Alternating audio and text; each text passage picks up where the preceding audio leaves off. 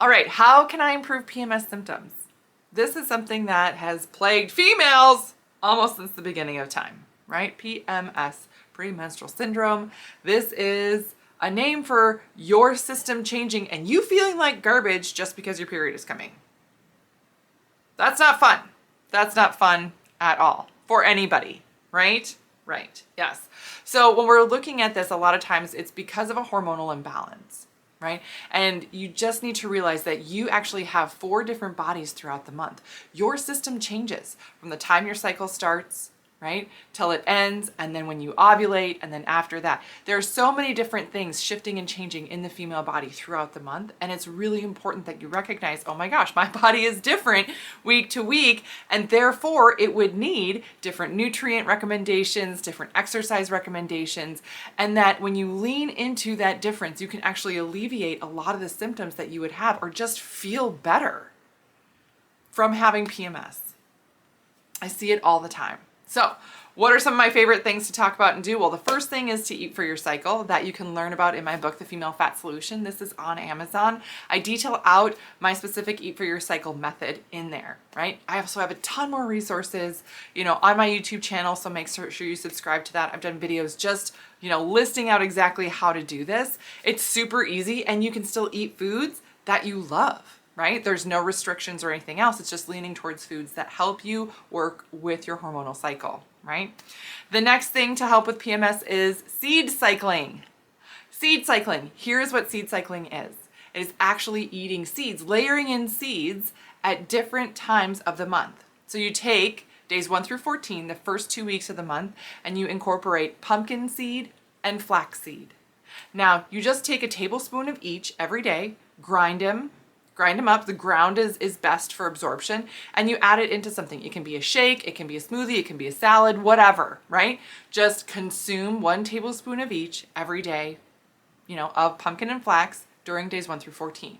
Now, days 15 through 28 of your cycle, you switch the seeds to sesame and sunflower. Sesame seed and sunflower seed. Same thing though, 1 tablespoon of each ground, consumed any way that you want during that. And that actually provides certain minerals, vitamins, things like that actually help your system function better. Seed cycling has been around for hundreds, if not thousands of years. And females have been utilizing this to help regulate their cycles, to help alleviate issues, and to feel better overall too. So there's some amazing research out there on this, but here is a really easy, thing to follow. And if you want, just let me know in the comments. I do check the comments. So if you let me know in the comments if you want me to dive into seed cycling more and do more like a whole video on this, exactly how I prep my seeds and make it really easy to incorporate on a day-to-day basis. Yeah.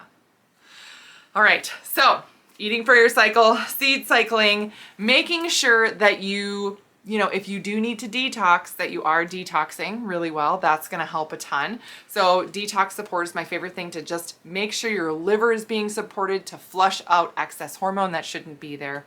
And then the last thing to help alleviate PMS symptoms is actually using tinctures, the estero balance and progesterone balance. Now, these are fantastic for helping regulate your cycle and to make sure that your hormones are on par. Now, these are not actually any type of bioidentical. They are herbs that are designed to help your system create and maintain the correct amount of hormone for you.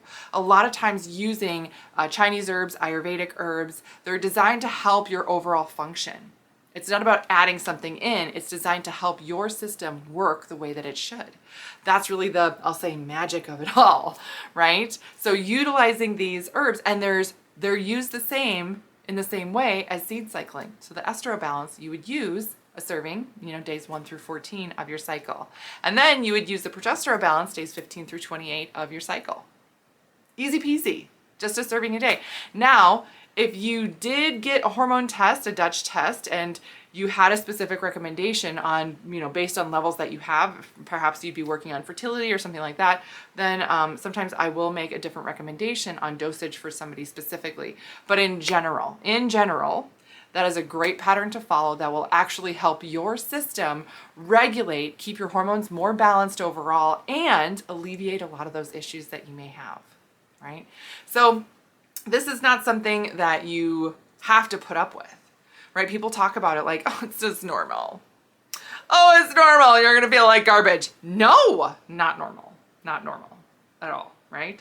So besides that, other things to just kind of keep in the back of your head, you know, especially when you are looking at your hormones and PMS overall, make sure that you're getting a lot of good sleep. That has a really, really big impact on it, meaning you can be eating all the great things, you can be taking all the supplements, doing all the seed cycling, but if your sleep is terrible, it's not really gonna, you know, those things aren't really gonna do what they're meant to do in your system without having that good sleep. The second thing is stress. Make sure that if you are in a high stress environment, if you have a really stressful job or school schedule or whatever it is, that you're doing whatever you can to alleviate that stress, because that also will play a huge role in your success overall. So that's what I got for you guys today. Please let me know if you have any more questions, if you need any other guidance. I'm more than happy to answer any other questions. Again, leave them below in the comments. And if you're looking for any other resources, again, they're going to be in the comments below in the show notes. And then if you're looking for some of these items, you can find them below the video as well.